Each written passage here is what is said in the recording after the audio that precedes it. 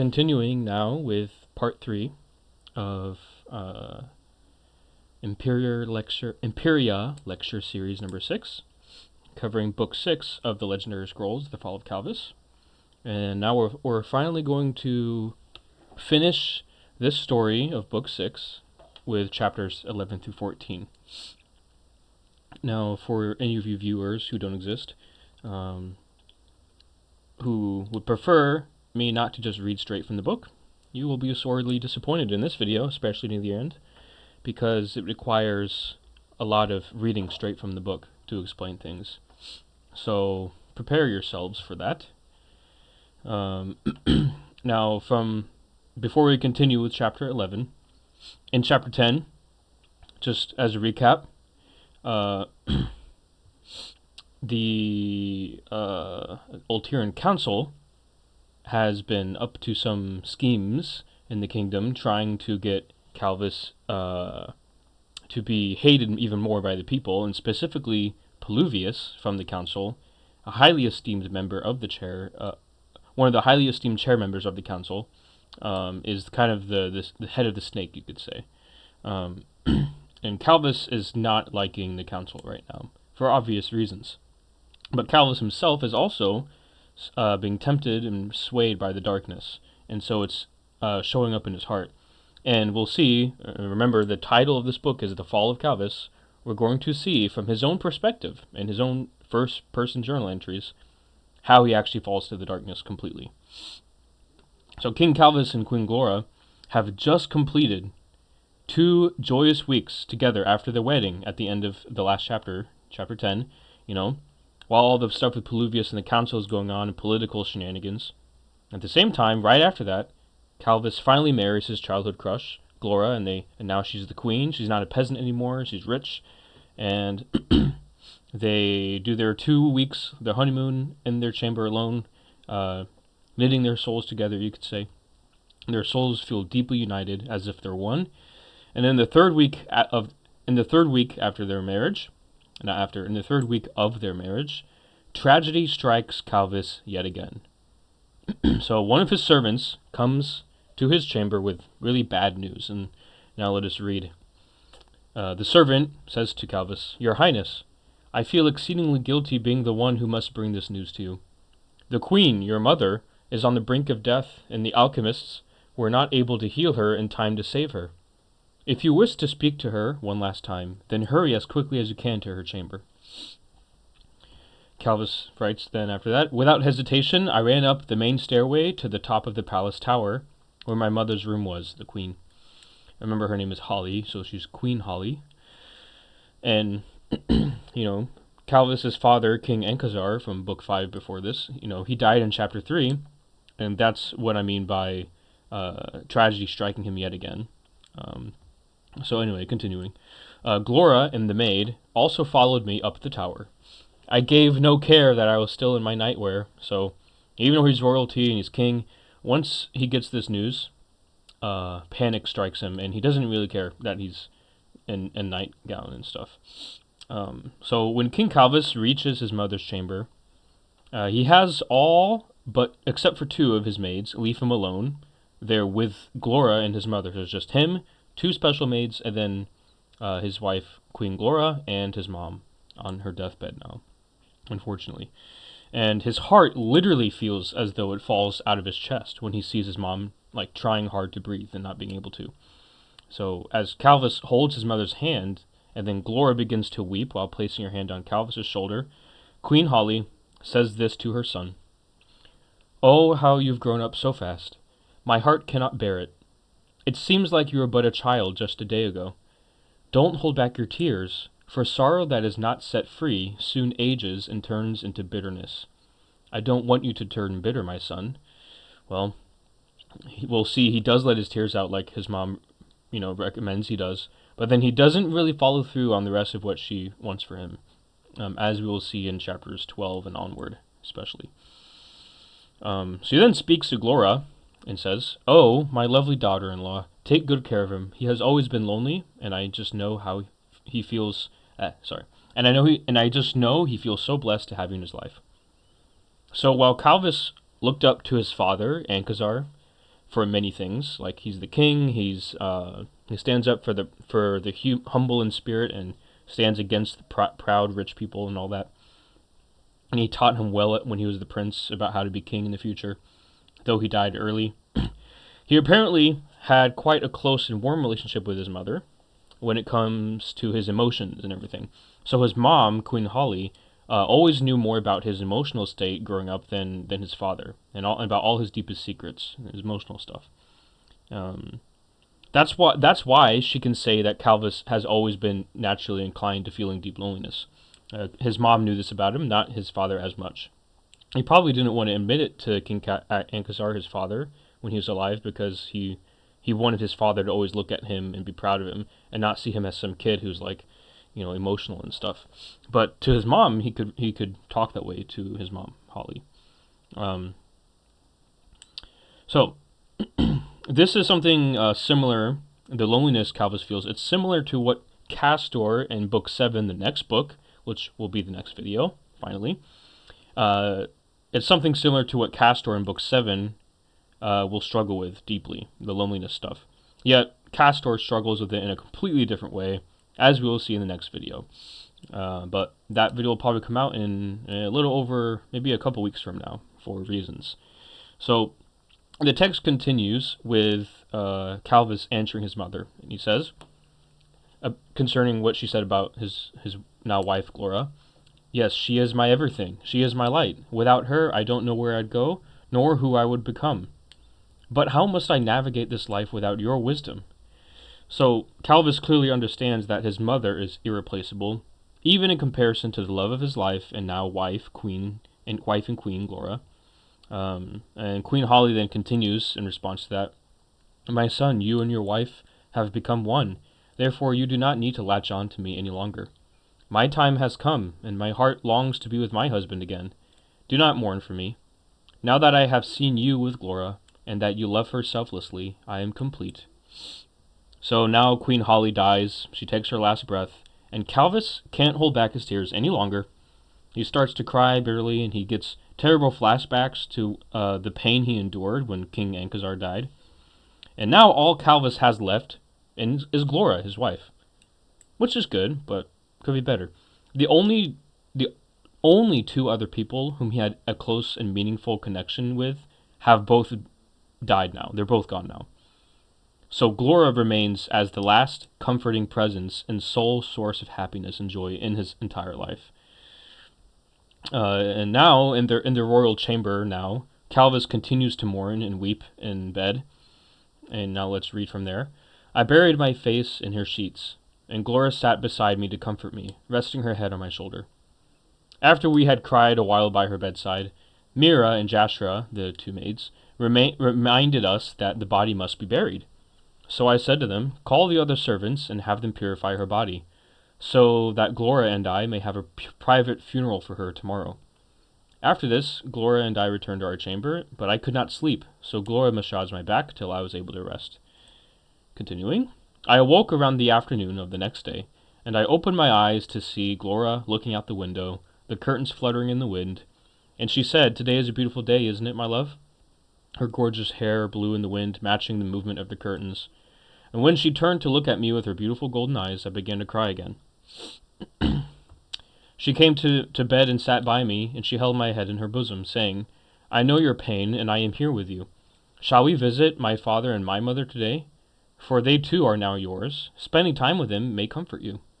Then I said, 'I will go to your parents' house, but first we must have a funeral for my mother.' Obviously. So Kalvus and Glora eventually go, and they have a private funeral before Queen Holly's royal casket, and they set up roses and candles in the dimly lit room where the casket is. Kalvus and Glora, they lay face on the ground, like prostrate, before the casket for literal hours, mourning and weeping together. Kalvus's heart burns, his head pounds, he says, and then he even says that he felt as though he might have had a heart attack or heart failure of some kind, based on the way he describes the sensation in the text.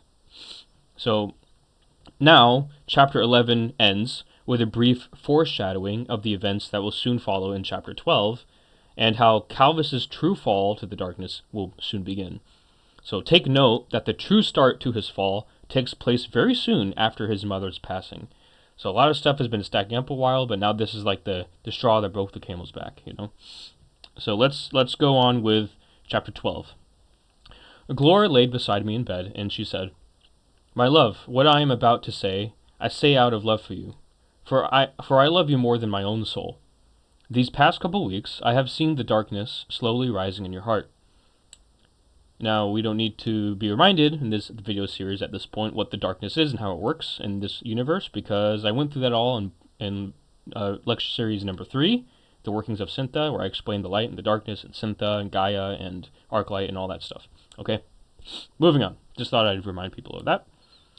May we, continuing with her quote, okay, "These past couple weeks I have seen the darkness slowly rising in your heart. May we pray to Toniel together that the light will take its place?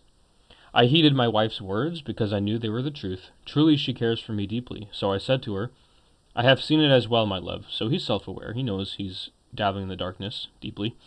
"Let us pray before we sleep, so that Toniel may look with favor on us, and that the darkness may not continue to eat away at my soul." After we prayed fervently to Toniel, we fell asleep in each other's arms. So this is the last time ever we will see Kalvus speaking of or partaking in the light, and in worship or acknowledgement of Toniel in any way, shape, or form. At least that is until book 8, but we'll get there when we get there, of course. Now, officially, chapter 12 begins after this. With Kalvus, he writes a fake peace treaty, and he sends it to King Hezon of the kingdom of Hesbon, the capital of the land of Syria. And here's the map again. So let's look here. Okay, so we have the eastern continent here, the main continent, you could say. And it's the most diverse geographically and topography-wise and biomes and all that. And we have the Ice Sea here, where the battle from Chapter 8 took place, on the shore north of Beshthaba and Anarek. And then we have the land of Syria, the northern continent, and we have the star here, representing the capital of Syria, Hesbon.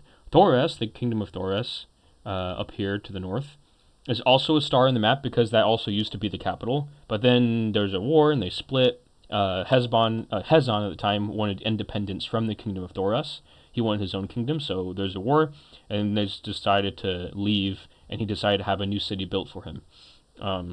The war, he figured, if I die in this war, and what does that gain me? That doesn't make me king of the city. That doesn't give me the power over the city if I die. So I'll just leave, and I guess we'll just have to use materials anew and build a new city. So that's what happened, and that's kind of a short history lesson on Hesbon. Not that it's needed, it's not important. But, so chapter 12 starts with King Kalvus writing a fake peace treaty and sending it to King Hezon, who is the king of Hesbon here. And he made this decision after sitting for a while and pondering on the following things. 1, Peluvius and his schemes. 2, the Old Tyrian Council and his general distrust of them. He's ruminating on all these ideas and these things that have been happening to him in his life lately. 3, the humiliating defeat to the Syrian army at the Ice Sea in chapter 8, as we saw before in the last video. And now, 4, the fact that he has lost both his father and his beloved mother, the queen. And so all of this is adding up, and he kind of just wants to release his rage. And, well, he's turning his sorrow in his heart into rage, and that's kind of what the darkness does. And he's letting the darkness eat him up, though he's not aware of it, that he's consciously letting it eat him up. Now, that's how it works, though. People who want to fight against the darkness have to be vigilant in this universe to fight against it. So here's the letter that King Kalvus writes to King Hezon in the fake peace treaty. So he writes, "To Hezon, king of Syria, from King Kalvus of Oltira." It says king of Syria, though he's the king of Hesbon. But like I said, that's because Thoros, while it was the capital, now Hesbon is. So if you're the king of Hesbon, you could be called the king of Syria, the whole land as a whole, because Hesbon is the capital of the land. So it'd be like saying if there was a king of New York City, they'd be the king of New York State. No, it's more like if you're it doesn't matter. You get the point. So to Hezon, king of Syria, king of Hesbon by extension, king of Syria, from King Kalvus of Oltira. I know you desire to conquer our land, and I understand that your kingdom has a much greater military than ours. That's a lie, by the way, but he's feeding his ego, obviously. Truly, your kingdom shall prosper. I seek to aid you in your conquering of the lands of the western continent.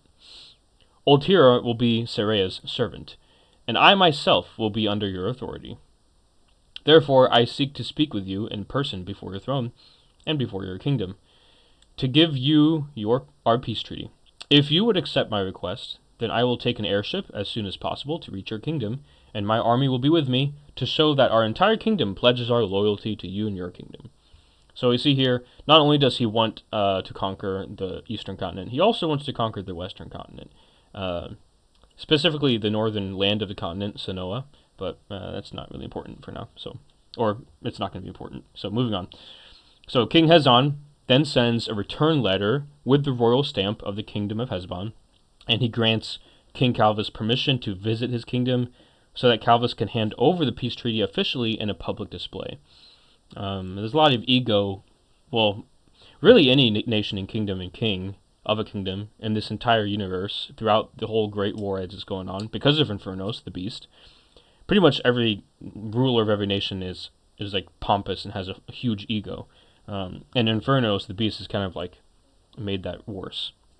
Hence the Great War and all the battles and wars that take place throughout all the worlds and nations. So after Kalvus riles up his troops in preparation to depart for Serea, they all board the largest battle airship of Ultira, which is called the Dreadnought Medela.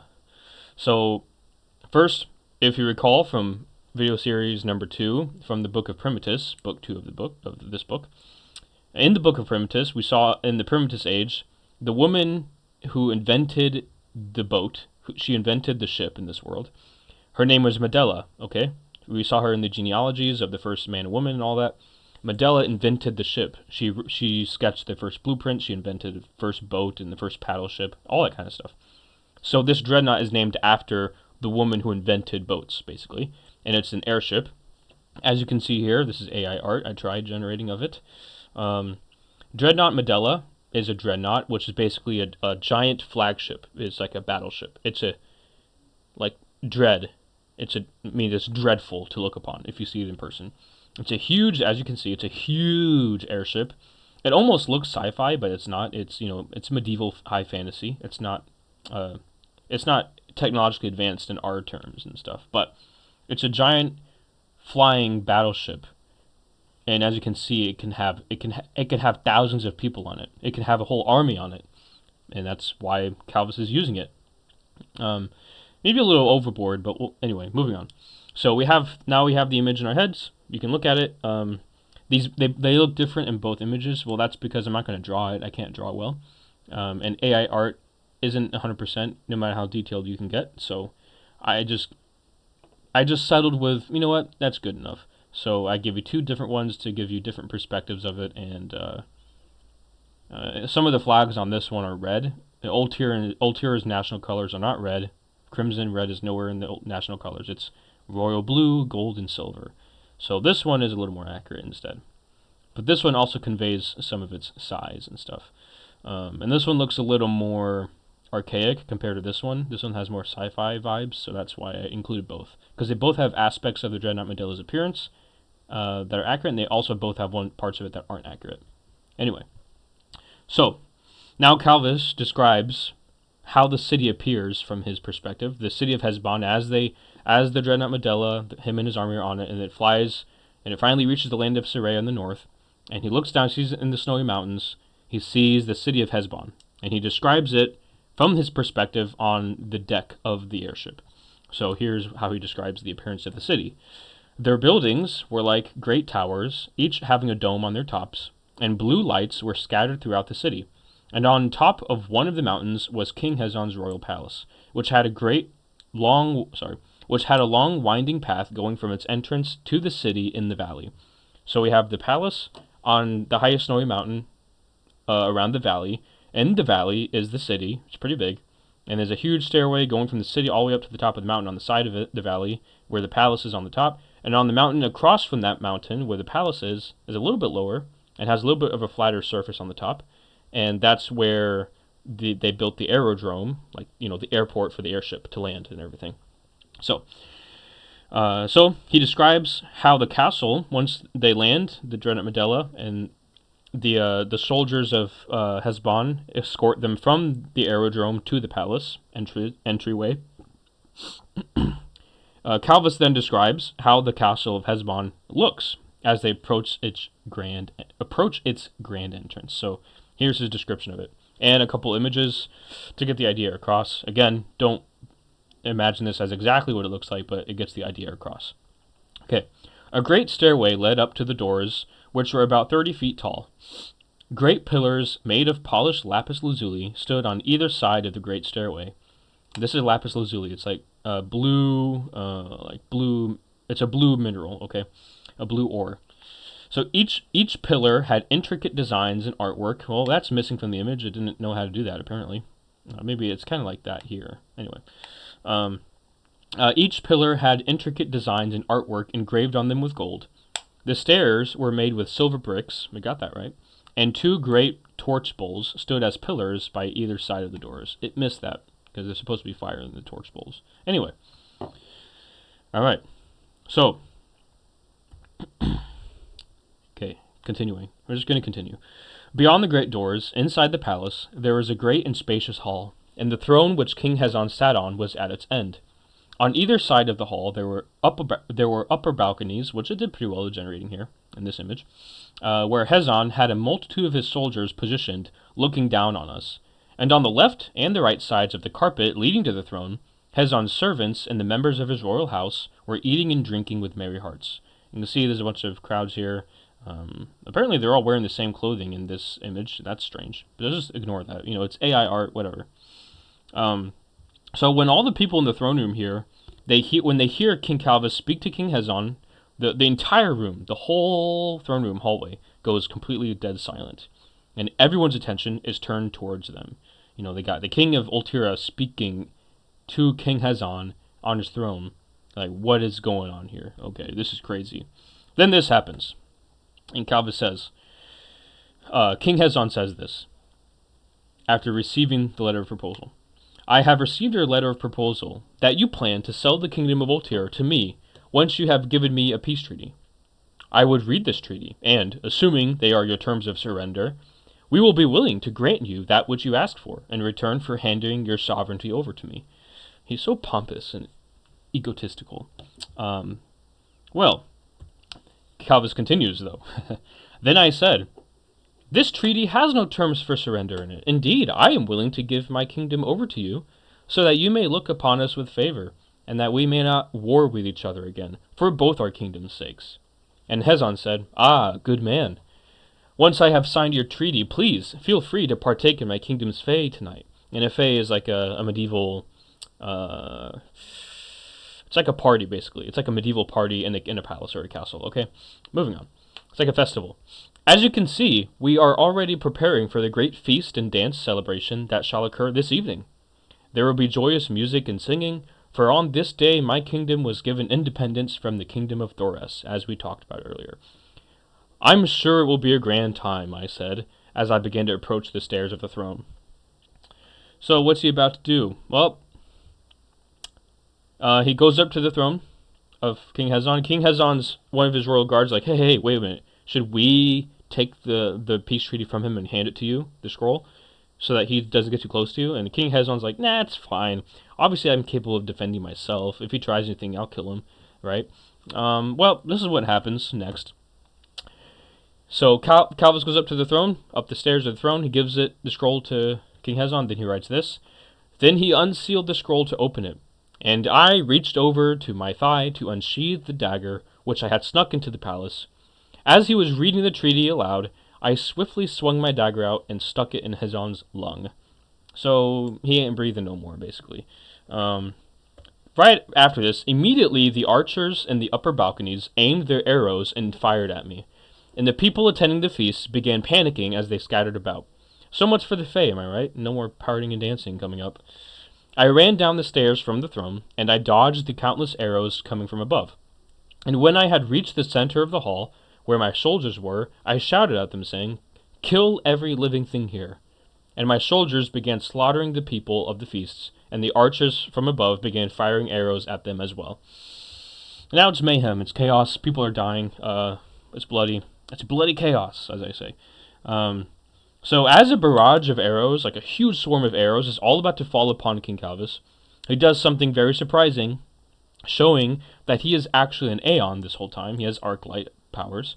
Not only that, but he even uses Umbra arc light, which shows that the darkness is already taking stronghold in his heart. And let's read how he describes this. And I have an image here.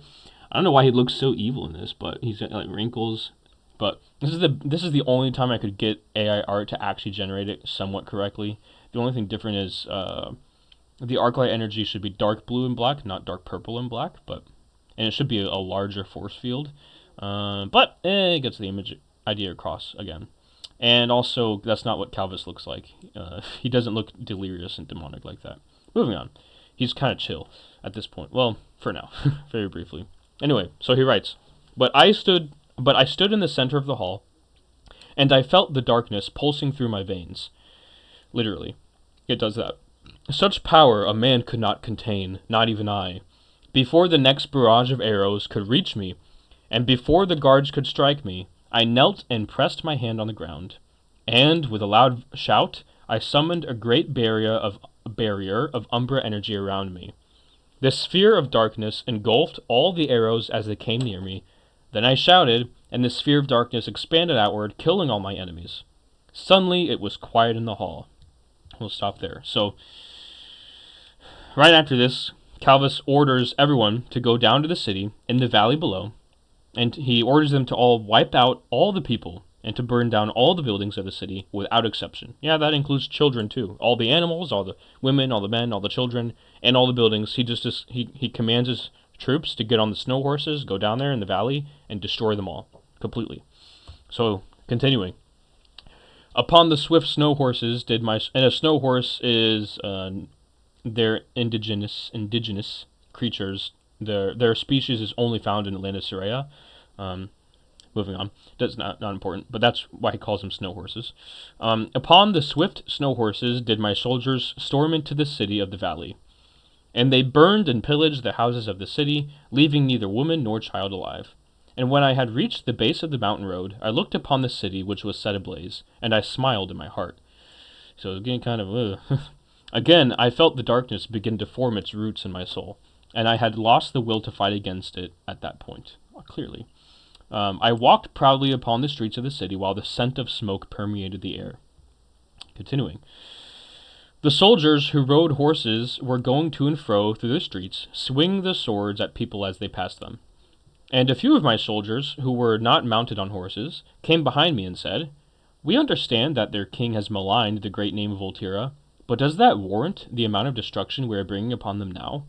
Like, okay, we get it. They did a lot bad to us. We get you're in a bad mood. But this much? Like, you think they really deserve this much destruction? It's inhumane, you know? It's kind of evil. And then I said to them, I feel no remorse over this endeavor of mine.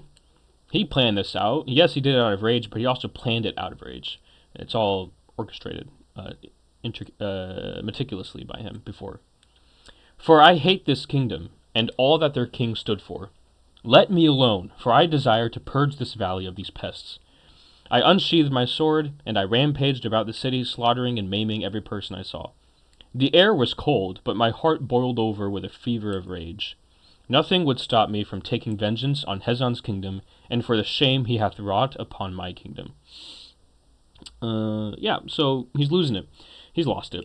After finishing his massacre of the city of Hezbon, Kalvus finally returns to Empyria via the dreadnought Medela airship with his army. And then begins chapter 13. This will take up a lot of time, but we gotta do it. So chapter 13. Okay. Now Kalvus returns home in chapter 13 to the Empyrean palace and returns to his room where Queen Glora is. And Glora asks him how profitable his trip to Syria was. And Kalvus responds to her basically saying, Yeah, I utterly destroyed them for maligning our kingdom. Anyway, what's the council been up to during my absence? And also, how have you been? He's kind of like, weird. He's like, yeah, I destroyed them. They're gone. I completely devastated them. It was amazing. But how are you doing? And how's the council? What's the council been up to? Are they scheming, you know? And at this point, Kalvus is still a little on a high. He's like high on destruction. He's like high on revenge, you could say. experiencing the satisfaction of revenge that comes with the darkness being in one's heart, like it is clearly in his heart at this point. He's experiencing that kind of high, the satisfaction of revenge and destruction. He's ready to do something against the council if he learns they are still doing things against him in the royal family. Anyway, Glora answers Kalvus by revealing something amazing. So good news in spite of all this stuff going on. Glora reveals to him that she is, pregnant. Yep, that's what happens after you get married. She's pregnant. She says that the alchemists of the palace had done the test to figure it out. So she knows she's pregnant pretty early on, for what's usual at this point in history. Of course, when he hears this, Kalvus is completely speechless. Imagine you're a king and you go and you completely destroy an entire capital of a nation, and you burn everything down. You slay, you maim and murder a bunch of kids and women and people in a city and burn it down. And then return to your home in a palace, and then your wife says that she's pregnant. You're like, oh, cool, great news. It's kind of basically what happened here. So, anyway. Now, of course, during the whole time that Kalvus was with his army in Syria, destroying Heshbon completely, the council was scheming against him to try and dethrone him through popular vote. And he, of course, knew they were doing all this shady stuff like this. So, now let's continue. This is from chapter 13 now. Paluvius had made a statement to the people, and he had made a petition in the council, which was also signed by the other council members. The members of the council who signed his treaty were Maegar. So remember, he crowned Kalvus in chapter 4. He's like the guy in charge of coronations for royalty. So Maegar, Eluha, he's the one who married Kalvus and Glora. Eluha, Satalis, he's like the financial guy, okay? Secretary, you could say, I don't know. Treasurer, that's the word. Satalis, Veesh, and Eronotha. The focus is going to be on Veesh and Eronotha soon here. Even Urkar, the judge of the council, signed his petition. So the whole council, all the high chair members of the council are all against him now. They want Paluvius to be king. Yeah, they're a bunch of scumbags is what they are. But Kalvus isn't off the hook either, but we'll talk about that later. So later, as Kalvus and Glora return to their throne from their chamber to sit upon it, they hear a massive uproar from outside the palace on the city streets. Kalvus has his servants go out to see what is going on. And when they return, they bring this report to King Kalvus. And Kalvus writes, when they returned, they said, Paluvius has made a petition for the people that they will sign it if they wish to see him on the throne. He is attempting to overthrow you, to cast... Oh, clearly, no doi. Thanks, Captain Obvious. To cast aside your royal lineage.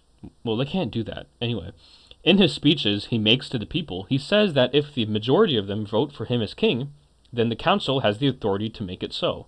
Well, that's not actually technically true, and Kalvus brings that up later. Anyway, then, to my shock, Glora raised her voice. Well, he says that because Glora, as we've seen throughout the story, Glora doesn't seem like the kind of person in her personality to raise her voice or get angry or anything like that. She's very meager. Meek, I should say. She's very meek. Well, and humble and gentle and soft-spoken. But then, to my shock, Glora raised her voice, saying, how dare the council allow this to conspire? This is a kingdom, a monarchy, governed by the royal family, not a democracy. Any man who seeks to attack my husband's integrity shall suffer loss. So, this surprised me, because Glora never raises her voice in anger, as I explained. So, okay, stuff is about to go down soon. Really important stuff. So while recounting all of this in his journal entry, Kalvus makes note that the council must not have read their own constitution. He's like, they must not have read in their own constitution that the council pledges loyalty to the royal family of Empyria. Their constitution pledges loyalty to the royal family, which is the Frasier bloodline of the Dawn Star of the prophecy. So then Paluvius, after Kalvus recounts this, he then recounts that Paluvius would hold an assembly. Then Paluvius holds an assembly meeting open to all the people of the public of Empyria to come and vote for either him to be king or for Kalvus to remain the king of Empyria. The people vote in favor of Paluvius, of course. The people cheer when the council declares officially that Kalvus will be dethroned the next morning and that Paluvius will be their new king. Now, I need to read straight up the rest of the chapter from this point on, because I can't not read it straight up. There's no other way around it. So get ready for a lot of... This is what I warned about in the beginning of the video. But here we go. From chapter 13 of the Fall of Kalvus, Kalvus writes, Lo and behold, the next morning the Ulterian council came to face me while I sat on the throne with Glora. Glora said to them, What brings the council inside the palace? Has the king granted them access to his throne? So Glora is speaking up a little more lately here. Then Vaesh, the one leading them, replied, The throne no longer belongs to him. You see, the people have voted in favor of Paluvius, that the current king shall lose his kingship. Then I said, Vaesh, you serve a corrupt system. Have you forgotten how this kingdom operates? I am the king. No one takes my crown. Do you see it now, Vaesh? The people are not the power of the kingdom. No. Paluvius is a snake, and he wears the mask of a dove. He claims to know the way of peace, but he is a hound, barking at his master's table, begging to take his place. That about sums up Paluvius' character right there. Kalvus nails that on the head. Paluvius is a snake, and he wears the mask of a dove. He claims to know the way of peace, but he is a hound, a dog, barking at his master's table, King Kalvus, begging to take his place. The council is... Kalvus is comparing him and the council with him as like dogs at his table, right? And they're not just trying to eat the scraps off his plate, but they're trying to take his place. Like, how stupid would it be for a dog to try to take the place of his owner on the table and eat all the food he gets to eat? That's what Kalvus is feeling. That's how Kalvus is feeling towards Paluvius and the council at this moment in time. So, and Paluvius himself is, what's the word? He's accurately described as a snake who wears the mask of a dove. Claims to know the way of peace, but no. As I was about to finish speaking, Eronotha and Paluvius stepped out in front of Vaesh, and Eronotha said, Quite a quandary this is, your highness. Many years have passed since a king has maligned a member of his own cabinet. All the more reason to have this man take your place on the throne. Glora sat up from the throne, and she had a stunned expression on her face. She was about to respond to Eronotha, but Paluvius interrupted her, saying, King Kalvus, we have come to take your crown. Fight us if you feel inclined to do so, but know that you would be at war with the entire kingdom. Well, not literally everybody in the kingdom, but basically the entire kingdom. So we don't want civil war here. Civil war in Empyria has never happened in this world, and spoiler, it never will. But this is the closest moment in history in this universe where Empyria ever got to civil war. And if it had happened, it would have been really bad, because Empyria is like the Jerusalem of this book. It's like they are the royal family of Empyria has always been the prophetic bloodline, and it's always been the biggest kingdom in all the worlds, the strongest military, the most beautiful, most majestic architecture, the largest, literally, physically the largest kingdom in all the worlds. It's built in very unique, almost like I can't think of the word. It's built in a plain surrounded by mountains in a circle. Think about that. It's almost like nature prepared Empyria to be built there in advance. And the one who founded it, he was the first king in all the world, in all human history, and it's also the first kingdom that was built in all human history. And the city took over 520 years to be built in the primitive age, before there was death in the world. So Empyria is a big deal. So if the civil war had broken out here, it would have been really bad. So when Paluvius interrupts Glora and threatens Kalvus with civil war if he doesn't just hand it over, it has some weight to it. King Kalvus can't really immediately just be like, no, I'm just going to do it anyway. Unfortunately. Continuing. When Paluvius had closed his mouth, which I'm sure made him greatly happy, I shouted at him, You would dare interrupt her? The queen's voice shall be heard. But Maegar walked up beside the others as well and said, Kalvus, I placed the throne. Kalvus, I placed the crown on your head. Just the same, I will take it from you as well. If you do not come down from the throne and accept this, we will be forced to take drastic measures." Then I sat up from the throne, and I turned to look at my servants who stood on the right side of the hall. I said to them, "What of you? Do my own servants also have such copious amounts of distrust for me in their hearts?" Then they said, "This is wrong." They know. "This is wrong. Nevertheless, we must cooperate. You are like a father to us, for we have served the royal family for ages, and never has the council sought to overthrow their own king. But the royal family does not have enough strength on its own to fight its own kingdom's military." And after they had said this, they lowered their heads in shame.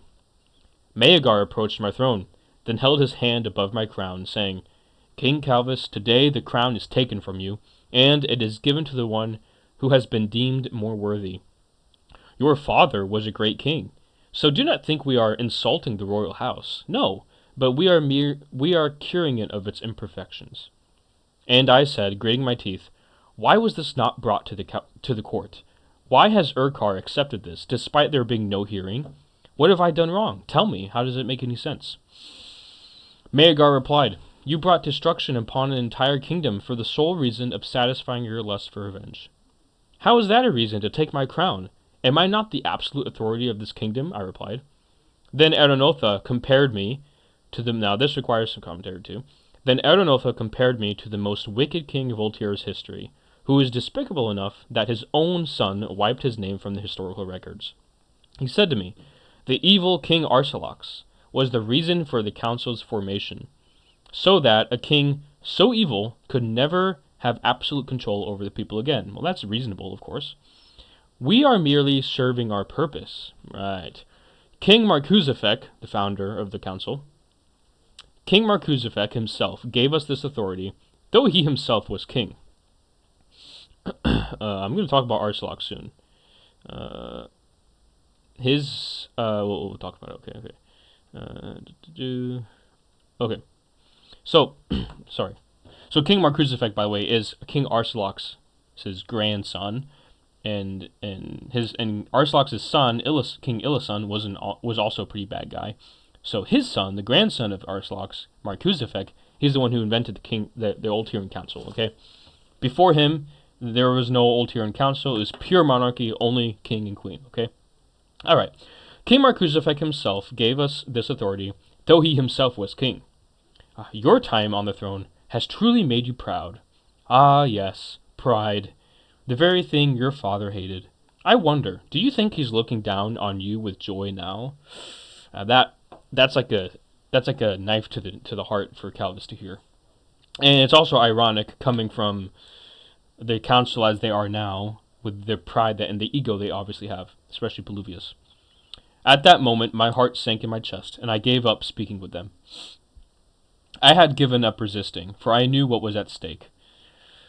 Glora could see that this was what I was thinking, and she lowered her head in shame.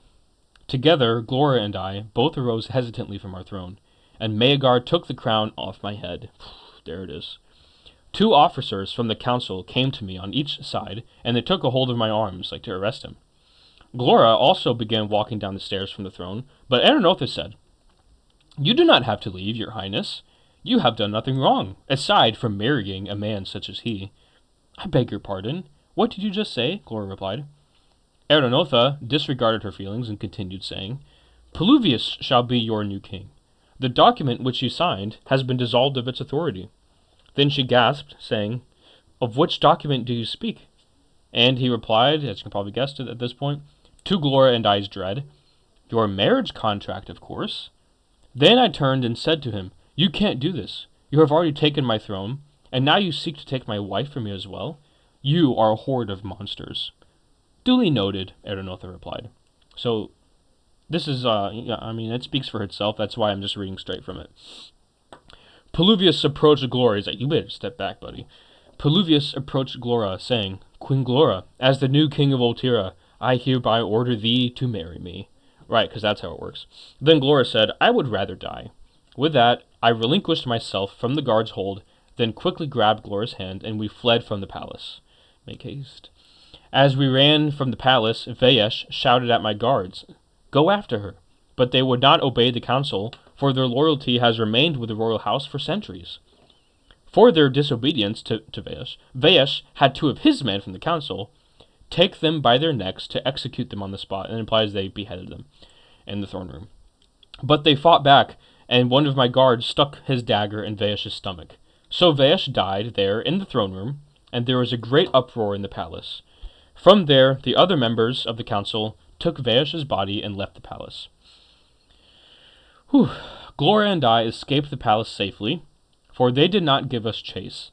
We reached an alleyway in the West District, and we stayed in an open house. I am writing this in that house, and Gloria and I have been recounting all the things that have taken place. The darkness boils and stirs in my soul, my heart, and I am shaking as I write this. This may be the last time I write something in this journal, though I have kept it since I was young. Now Gloria and I plan to leave this land, and we plan to live on Pyra, a completely different world, where we may raise our child in peace. That's the end of chapter 13. And yes, I will read a lot more from chapter 14. We're about to get over this, but we're going to go back here to something. This is going to be a really long video, but it's okay, I don't care. This is something I need to explain here.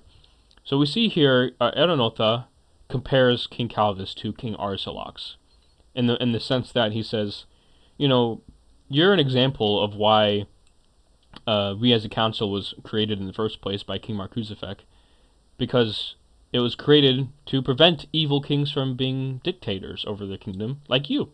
So he's like, you're just like King Arsilax, who inspired the creation of the very council that we're part of. Well, who is King Arsilax? Well, I'm going to read a quick little historical account. This is the historical record of King Arsilax that was, it says here, where is it? Okay. I lost my place. It's a lot of text on the screen, as you can see. Oh wait, it's right here. Duh. So Erenotha compared me to the most wicked king of Voltaire's history, who is despicable enough that his own son wiped his name from the historical records. So I'm going to read those historical records because I, as the creator of this universe, who made the story, obviously I know what the records say. So it's from the Acts of King Arsilax.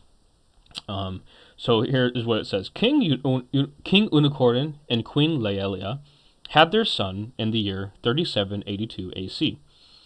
When they saw that he resembled the precursor Argosax, based on what they assume he looks like, they named him Arsilax. Now, the precursor Argosax is the ruler of Hilvan. Anyway, as Arsilax grew older and reached his teen years, his resemblance to the precursor Argosax caused rumors to spread throughout the royal house and the rest of the kingdom. Some said that Argosax himself incarnated as a human child to infiltrate the bloodline of the Fraser family, so that the Dawnstar could not be born or bring balance to the worlds by destroying the darkness. That's ludicrous, but that's what people thought, you know, fairy tales. Even as a child, Arsilax was rude and ill-mannered.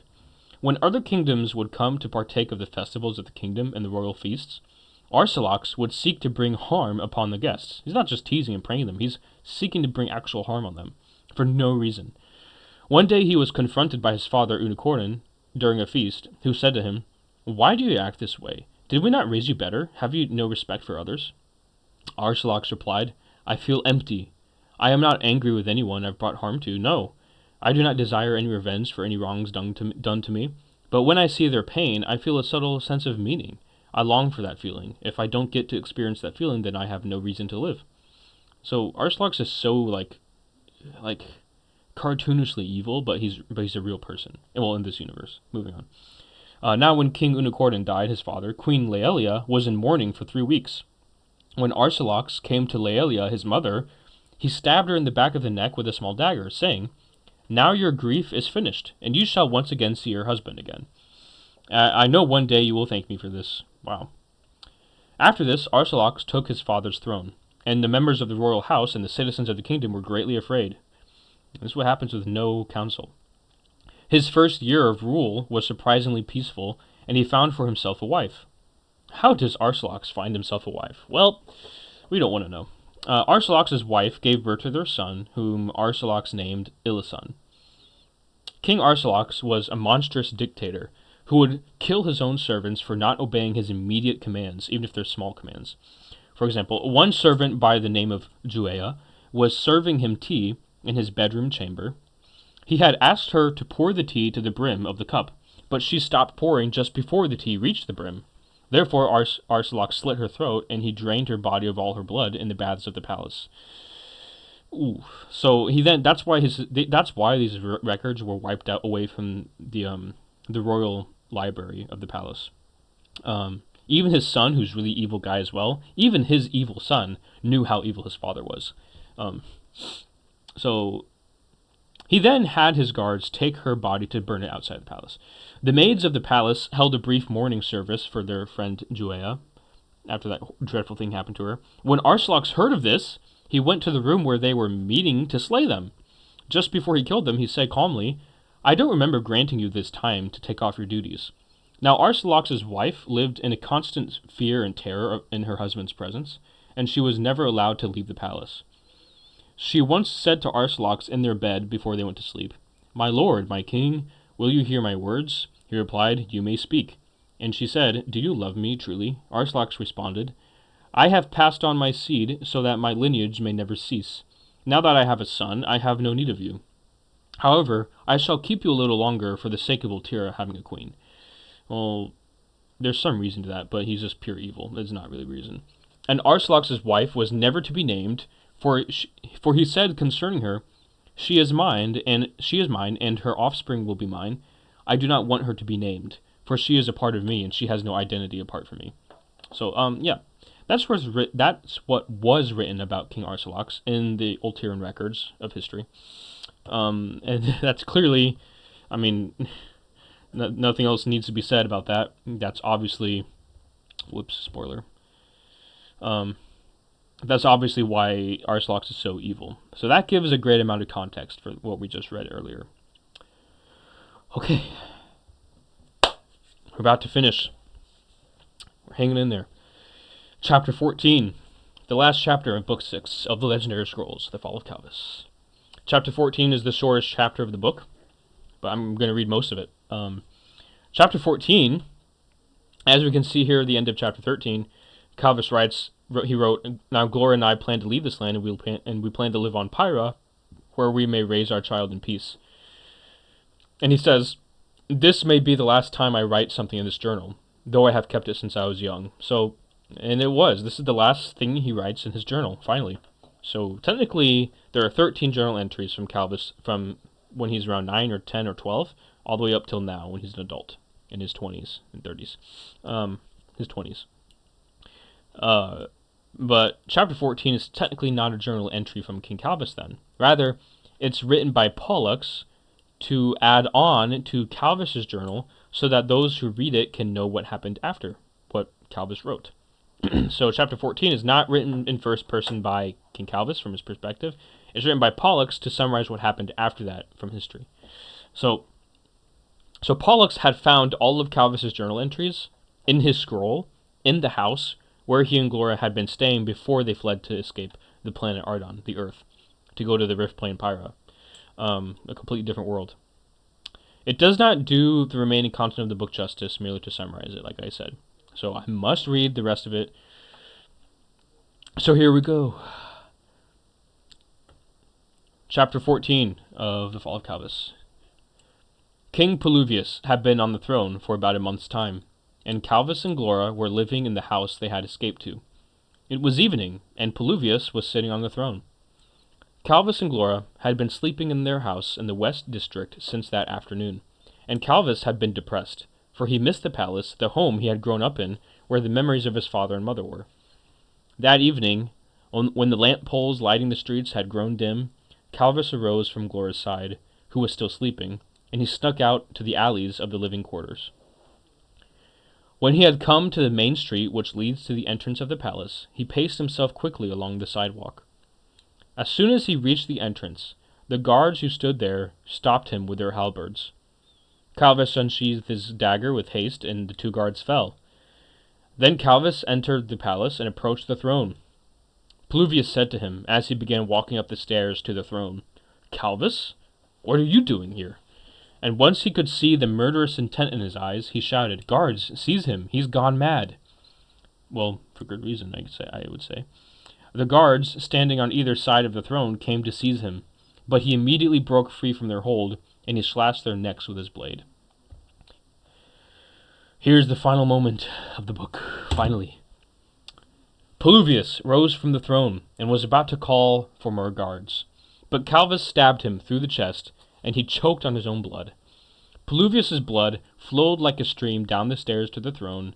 This is not at all what this area looks like.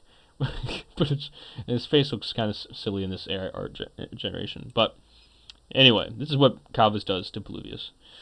And again, colors are all off. It's not what the throne room looks like at all. Just focus on the action, okay? Anyway, Paluvius's blood flowed like a stream, and his blood should be flowing down the stream, and it should be higher stairs. Moving on. Paluvius's blood flowed like a stream down the stairs to the throne, and Kalvus twisted the blade in his chest. Kalvus left the blade in his chest, and he ran to escape the palace. The other guards then chased him throughout the city street, and when he made it to the house, Glora had awoken, and he brought her with him to escape the kingdom of Empyria. The guards quit their pursuit once they had reached a 10-mile distance from the walls of the city. From there, Kalvus and Glora began living in the mountains of Granera, and they lived in Thasher, the capital city. In the center of the city of Thasher there is a great rift gate, which you must pay a toll to use, like most, and the price varies for each rift plane. Kalvus and Glora paid for a Pyrrhan rift crystal, meaning a rift crystal from the rift plane of Pyrrha, obviously, which took them through the rift gate to the rift plane Pyrrha. Not a planet, a rift plane. Okay? You need to remember what rift planes are, because 14 out of the 15 worlds in this universe, are not planets, they're rift planes. So you need to know what a rift plane is. Okay? No exceptions. Get to it. Remember. There they remained for the rest of their days. And when Glora had given birth to her child, Kalvus saw that it was a boy, and he named him Icarus. The line of the Fraser family would continue, and Icarus was the first Fraser to not be a king of Empyria. Now I have, as Pollux, remember Pollux wrote this now I have finished compiling the journal entries of King Kalvus, the 27th king of Empyria. Though he fell to the darkness at the end of his rule, whether he has changed his heart and chosen to follow the light is unknown to me at this point. The legacy of Kalvus will live on, whether for better or for worse. The end to the fall of Kalvus. So, three long hour videos of for book 6. This is one of the longer books from the Legendary Scrolls. But hey, we've covered 6 books out of the 13 of Legendary Scrolls now. So we're almost to the halfway point. And the next book is book 7, The Fall of Castor. It also has chapters in it, but I'm going to try to cover the entire book in one long video, if possible. But that's it for book 6. And yep, we'll see you in the next video for Empyria Lecture Series number 7, The Fall of Castor. And one of these days we'll finish the Legendary Scrolls and move on to the movies. But until that point comes, we gotta stick with this. So, I'll see you in a couple weeks. Adios.